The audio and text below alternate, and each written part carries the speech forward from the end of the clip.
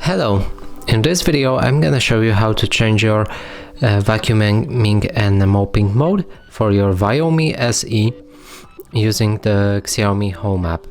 So to change that, we'll need to select the device that we've added and we want to change the setting for.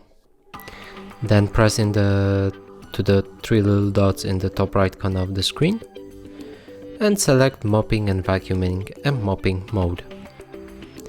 From here we can change it to S-shaped mode or Y-shaped mode.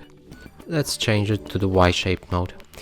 And that's it for this video. Hope you like it. Please consider subscribing to our channel, leave a like and a comment below.